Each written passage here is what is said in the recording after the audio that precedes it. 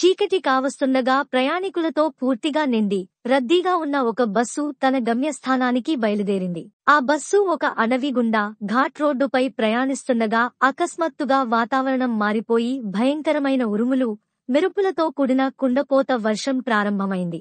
ప్రయాణికులందరూ చూస్తుండగానే ఒక పిడుగుపాటు వల్ల బస్సుకు 50 అడుగుల దూరంలో ఒక చెట్టు పడిపోయింది. డ్రైవర్ చాకచక్యంతో బస్సును ఆపివేశాడు.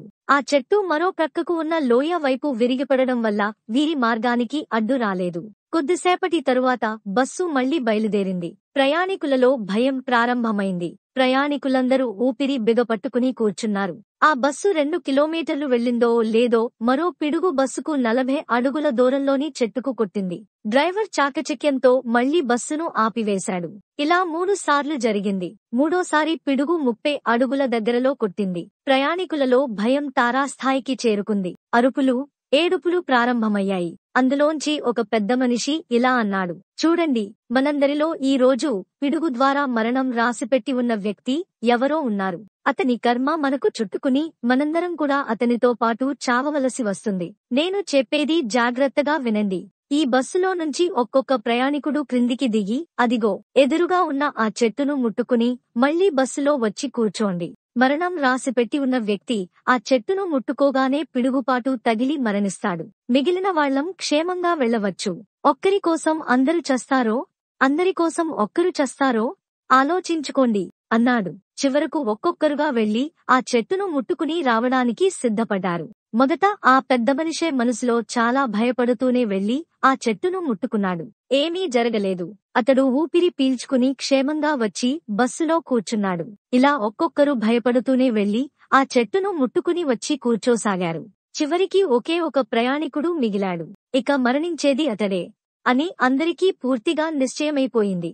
చాలామంది అతని వైపు అసహ్యంతో, కోపంతో చూడసాగారు. కొందరు జాలిపడుతూ చూడసాగారు.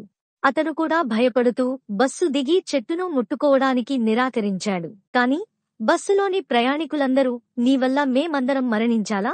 వీల్లేదు అంటూ బస్సు నుంచి బలవంతంగా క్రిందికి నెట్టారు. చేసేది లేక ఆ చివరి వ్యక్తి వెళ్లి చెట్టును ముట్టుకున్నాడు. వెంటనే పెద్ద మెరుపులతో పిడుగు వచ్చి కొట్టింది. తరువాత భయంకరమైన శబ్దం వచ్చింది. కాని పిడుగు వచ్చి కొట్టింది ఆ చివరి వ్యక్తిపై కాదు, బస్సుపై. అవును, బస్సుపై పిడుగుపడి అందులోని ప్రయాణికులందరూ మరణించారు. నిజానికి ఈ చివరి వ్యక్తి ఆ బస్సులో ఉండడం వల్లనే ఇంతవరకు ఆ బస్సుకు ప్రమాదం జరగలేదు. ఇతని పుణ్యఫలం దీర్ఘాయుష్షు వారినందరినీ కాపాడింది. ఈ కథలో లాగానే మనం జీవితంలో సాధించిన విజయాలలో కాని, ఆపదల నుండి రక్షించబడిన సందర్భాలలో కాని ఆ క్రెడిట్ అంతా మనదే అనుకుంటాము. కాని ఆ పుణ్యఫలం మన తల్లిదండ్రులది కావచ్చు, జీవిత భాగస్వామిది కావచ్చు, పిల్లలది కావచ్చు, తోబుట్టువులది కావచ్చు, మన క్రింద పని చేసే వారిది కావచ్చు, లేదా మన శ్రేయస్సును కోరే స్నేహితులది, బంధువులది కావచ్చు.